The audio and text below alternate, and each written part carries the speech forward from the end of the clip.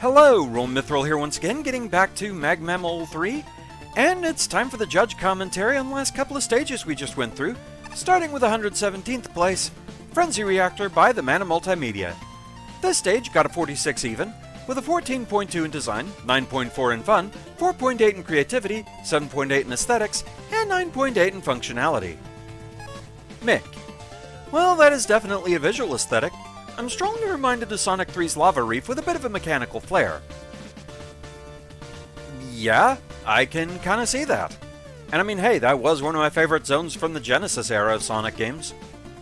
It's interesting enough, but it doesn't make up for the lackluster level design. Frenzy Reactor has a strong variety of enemies with a good 12 different types. Unfortunately, the only ones to see interesting use are Diarns, Tacklefires, and Elikids, all of which is owed to the final conveyor belt section before the end boss. Every other enemy is either a one-time thing, or they're just basic obstacles to blow up. Considering the gimmick selection is barely used fire bars and typical conveyor belts, that's not great for the design score. It's not unplayable or broken, which is a good start, but more innovation that just here's an enemy to shoot. Yeah, I think that's supposed to be more innovation than just. More innovation than just here's an enemy to shoot would be simply delightful. Sorry, I've been helping a friend that writes fanfics do proofreading. My mind is kind of in that headspace. There's also 3 bosses. Sparkman is fine, but the other 2 have way more health than necessary. Solarman gets some points for using the conveyor belts in his fight, making him slightly more memorable than normal. But then Centaurman's music is genuinely terrible, forcing me to turn down the volume. I know it's an official song, but that doesn't change that the instrumentation is ear-piercing. As a whole, I can't say I'm impressed. Yeah, I did get the whole thing with using the boss themes from the Game Boy games for the battles here, but ooh, you really have to be careful when choosing music from Mega Man 2 for Game Boy. That soundtrack is, infamous. Let's go with that. Shinryu. This stage really doesn't have much to it, unfortunately, aside from the interesting combination of tiles, that is. As far as everything else goes, though, to begin, the level design here is very basic. Even with conveyor belts and fire pits, the room layouts still pose little, if any, threat. The same goes for the enemies, most of which are directly in your way with nothing else adding to their encounters, making them very easy to dispose of. I will pay special mention to the use of the last 2 Elekid enemies of the level, though. The way they're set up to have their initial attack move along with the conveyor belts is pretty interesting, and I kinda wish it was used more often throughout the level. It probably would have at least made things a bit more challenging if used right. Yeah, that was actually a really interesting interaction between those 2, and I do wonder if there were more varied ways to be able to use it to make it more of a gimmick throughout the stage. Probably the only time where you'll ever be in danger of dying here is during the Centaurman and Solarman fights, and that's only because they've been given double health bars and immunity to everything but the Buster and one other weapon which serves as their weakness. Okay, yeah, as usual, I was just bustering the bosses. I didn't reach the point of, okay, I just want to get through this, let's look for a weakness. So, yeah, didn't know about those immunities. I can understand wanting to bump up the difficulty for these bosses, but all this really amounts to is making their fights take slightly longer. Aside from that, the only other thing to note here is the look of the level itself. While I wouldn't call it outright messy looking, I wouldn't say all of these tiles mesh well either. Some parts look alright, such as those that focus more on Crystal Man and Wave Man's tiles, while others range from odd to even a bit distracting. Bright Man's floor tiles in particular look really out of place here. Still, I can at least appreciate the effort that went into trying to find a mixture of different tiles to fit with the level's theme. The level itself could definitely use some touch-ups, though. Patchy. We're in a bit of a pickle. Well, it's a somewhat amateurish level for sure. Not really a whole lot going on in terms of layout design or synergy with the enemies with the environment. Mets and Joes are just there on a whole bunch of flat surfaces. The only real remarkable thing about it is the boss gauntlet. Even then, I'm usually not a fan of entries centered around boss fights. Sparkman fight is kinda a joke with his arena and low aggression level. Centaurman is basically the same, but 2 health bars because... ... and has a poor background fashion sense for his arena, 0 out of 10. Then there's Solarman, who, despite giving you a full refill, is immune to pretty much all special weapons except Tornado Blow, which begs the question, why give you that refill in the first place when you can't even utilize it? Oh well, the stage provided you the tanks, you use them here and done. At least the conveyor belts in the arena do change the dynamic a little bit than if it had been a standard Solar Man fight. Flashman85. Hi, I'm Flashman85. You may remember me from such titles as You're Lucky I Still Appreciate Classic Jokes, Please Stop Stationing Me in Empty Hallways, The Crystal Joe Story, and the game panned by critics and colorblind players alike, Second Life Bar. Yeah, I'm not colorblind, and even I had a bit of difficulty telling the difference between Centaur Man's health bars. I didn't really notice if I had that problem with Solar Man's, but definitely noticed it with Centaur Man's. Today, I'll be giving you a guided tour of the Frenzy Reactor. Oh, don't worry, it's not as frantic as it sounds. See the enemies lining up one at a time to fight you? As long as you know in advance how each of them behaves, you should have no trouble at all.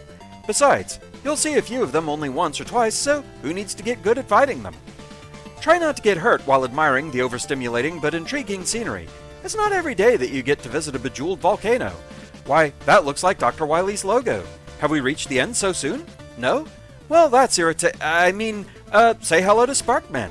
Enjoy the skirmish and try not to question the missing chamber wall or unexpectedly top solid platforms. Wait, what? I'm not entirely sure what's meant by that. And I wonder if that's something that was like one of the limited things that the devs would fix in post, more or less. Because, yeah, I didn't really notice anything particularly weird about his arena like that. 15 to 20% of your total time here will be spent with the next boss, so let's hurry through the filler to meet Centaur Man in a generic room, and is immune to most attacks for some reason. Huh. Ahem. Would you look at that? An interesting change key room. Okay, I've gotten so programmed to calling them change keys because that's how I hear Raukow say it. So, at this point, I'm honestly not sure if it's supposed to be change key because that does make sense as a musical term, or Chang key. I really don't know. Clever use of conveyors with Elekit and Diarn. And finally, the real end boss, Solar Man. Are the conveyors fair? I don't know, but they're interesting. And perhaps you've noticed the charming progression through the Game Boy boss music library. We've reached the end of the tour, but be sure to rescue Troy McClure on your way out. I'm sure he's here somewhere. Yeah, with that lead-in, I was kind of expecting a custom sprite of him, but no such luck. So, we left an actor somewhere in a bejeweled volcano. Moving on. A-Spark. This is one of those stages that I can see exactly what you were going for theme-wise, but honestly, looked a bit of a shambles. Graphics are not the only thing that make a stage, but the gameplay simply isn't there to make up for aesthetic shortcomings. The rooms are almost entirely flat, meaning moment-to-moment gameplay is holding right and stopping occasionally. Except the room to the left, which has conveyors you need to jump on. I certainly appreciate the effort made to keep the level animated and lively. So many entries in this competition did not bother with animation. Using the firebar purely for decoration was a really nice touch. However, the tile sets clash a lot, in colors, in theming, and the constant change in tile set is quite jarring. The room just before the second boss has about 8 different tile sets that do not even match in color palette. It is not that the level is badly tiled, but ends up a visual mess. The level ends up with very little challenge outside of the bosses, with a lot of start, stop, shoot tanky enemy from range, reset and repeat. What little variation there is involves conveyor belts, which are always positioned moving against the player, which results in a very tedious and monotonous stage. The Sparkman fight is different enough play-wise that I appreciate the new room layout. I also think that combining Solar Man with conveyors makes for a very interesting boss. Unfortunately, Solar Man and Centaur Man have incredibly buffed defenses, making the fights even more tedious than the stage ever was.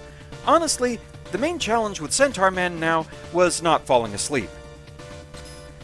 So, overall, I did like this stage. However, a key thing about it, the visual design, I'm actually going to hold off on my thoughts on that for the moment, because I think it pairs interestingly with some thoughts I have on the next stage. Which, by the way, is something new I'm going to be doing. Just in order to save my sanity a little bit, I am not recording all the commentary in one go. We're just going to pause this here and jump cut to the next stage. I should have been doing this the whole time. It would have saved me a lot of trouble. Anyway, jump cut!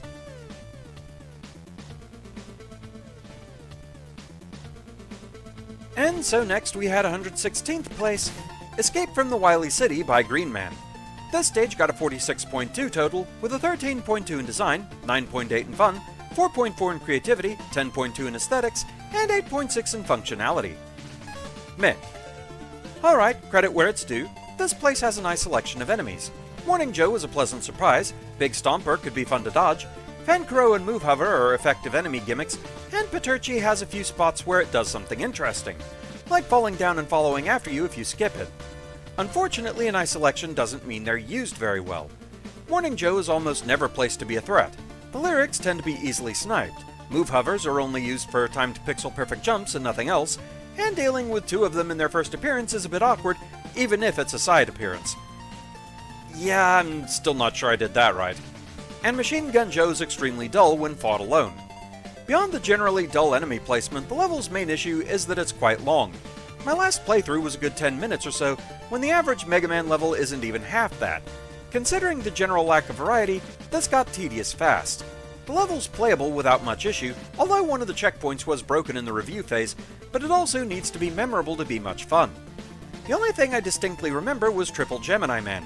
It was kind of fun in a horribly messy kind of way, but it managed to be the most memorable part of the level for sure. Otherwise, the level was less interesting than it could have been, and it really didn't feel like I was escaping anything. Shinryu. To be honest, I actually struggled to come up with things to talk about with this one at first. For all the excitement the level name could imply, there's very little going on here, unfortunately. I will give some praise to the enemy selection, though. Picking out and sticking with a set amount of specific enemies is something a lot of stages get wrong, believe it or not, instead opting for the use it once, then it's never seen again method. While some of the enemy configurations are pretty good, it doesn't distract from another more overarching issue. This stage goes on for way too long, to the point where it gets boring. The lack of gimmicks only emphasizes this, with the move hovers being the only one, and arguably the Fancrows with how they're used. A lot of the jumps involving the former feel really strict though, even in earlier parts of the stage. On that note, I have no idea what the right method is for bypassing their setup for the first token. I did find a way to get past it by pushing the top one and creating a magnet beam platform beneath it, but it still left me wondering whether or not I did it the intended way. I mean, at the end of the day, whatever works. Like, I used Rush Jet, it worked, and we moved on. While we're talking about tokens, the third one in particular struck me as a bit odd. Not just because you're almost guaranteed to get hit by the Fancrow on the previous screen while leaving the room, but because the token itself is far easier to get compared to the first and second ones. Speaking of the second token, while I appreciate wanting to change up a vanilla boss in some way to make them more interesting, I don't think giving Gemini Man another clone was the best option. All it really amounts to is making it more annoying to avoid bumping into him, which is a problem seeing as he can kill you in 5 hits from contact damage. For better or worse though, he's definitely the most noteworthy thing in the entire level. Patchy. This stage was brought to you by Joe's. Seriously though, could really cut down on the Joe and Stamper spam. This is a very enemy-focused stage with very minimal gimmicks, in the form of those platform guys that you need to shoot to propel them forward, which I don't think is even incorporated into the stage design properly, unless I'm missing something about how the platforms work. Still, the stage has to take responsibility in teaching how gimmicks work to the player. I guess there are some neat uses of the Wind Owl enemies, with how you need to avoid being pushed into spike walls or pitfalls, but that's a pretty standard use when it comes to wind gimmicks. The optional Gemini Man fight is very hard to manage since he has 3 clones circling around now instead of 2. The contact damage is not nerfed to compensate for that either. I said optional, except it has a token behind it, and the fight itself is hidden in a random pit, with not very much indication that it's safe to fall into. Yeah, that ain't good, Chief. Now, that pit, I think I at least understood what the tell was there. I think I did mention it during the playthrough, that there was a chute in the background that I think any time previously in the stage that we did see one of those chutes, it was a pit that you could safely jump down to progress. So I think that was the intended meaning there. Flashman 85. 3 areas to focus on for next time: theming, variety, and challenge progression. The level name sounds exciting, but I don't see anything especially wily about this city, and I'm unsure how fighting Endless Joes in bland configurations constitutes an escape. I envision a landscape littered with Dr. W logos, skull-themed enemies everywhere, a chase sequence, aesthetic changes to make it look like we're somehow exiting the city. So much more could be done here. Likewise, there's untapped potential in the challenges. There are certainly moments of creativity.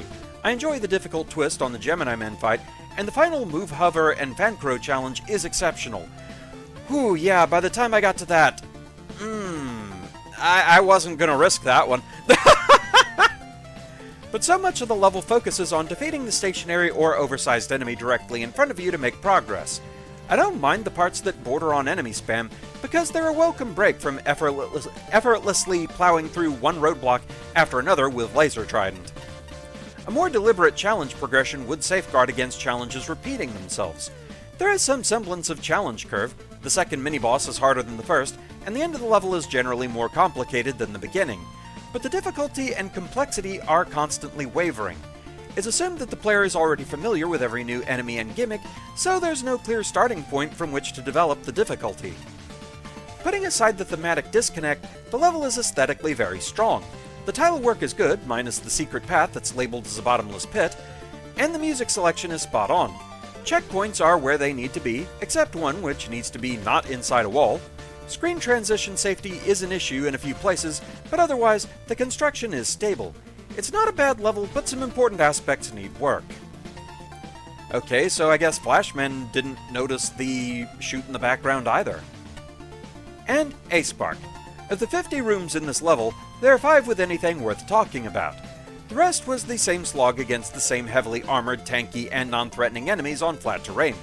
You've seen one room, you've seen them all. The enemy choice here simply does not work with your terrain. They can often be shot from long distance and you are in zero danger for the vast majority of the level. The fact these enemies increase in number does not constitute a difficulty curve, it only pads out the level even further. The few points worth talking about mostly revolve around the use of the Fan Crow and Move Hover objects. There is occasionally something interesting to do with these, such as fighting a Fan Crow, owl enemy, in the room where the player is surrounded by spikes, and the room at the end that combines both, which was a really enjoyable concept. Again, wasn't gonna chance it by that point. Other times the idea is there, but is poorly executed, such as the Fan Crow in front of a pit off-screen, where the player has little to no reaction time. The Fan Crow combined with the Mad Grinder offers no real consistency from the fight, and they are never in sync. Functionally, the first checkpoint is misplaced and you start off inside the terrain. Oops. At least one of the Fan Crows is placed on top of a screen transition. I do not think the first token puzzle worked as intended, and the teleporter appeared to be impossible to reach without weapons. The second token was obtuse, as the transition is indicated as though it were a bottomless pit. I would not have minded the Gemini Man fight if the checkpoint had not been placed behind such a bulky enemy. True, yeah, there was a bulky enemy in the way, the Stamper, but also a third that I guess didn't notice the shoot. None of these issues by themselves would have broken the level to such an extent, but the fact that 90% of the stage is utterly wasted and takes forever to get through sapped any fun I could have had. You could have cut half the rooms out of the stage, and it still would have been a long but far more enjoyable level. So, yeah, I think the biggest issue with this stage was definitely length. Like, had it been a shorter stage, I probably would have been fine attempting that challenge at the end. Though also, to be fair, I forget where the last checkpoint was before that. By the end, I will admit I did kind of tune out a little bit on this stage, because it was very long, and now we're going to go into what I said I was going to hold off on talking about: aesthetic variety.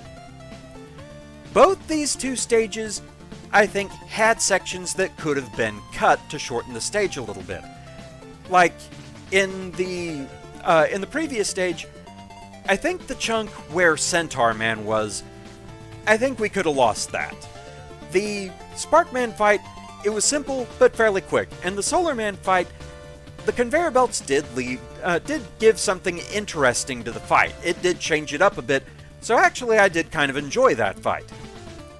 However, the middle chunk, I don't really know that it needed to be there. Escape from the Wily City, a lot of it kind of blurred together. And I think a big reason for that was a lack of visual identity, if that makes sense. Because it was just one set of tiles, pretty much.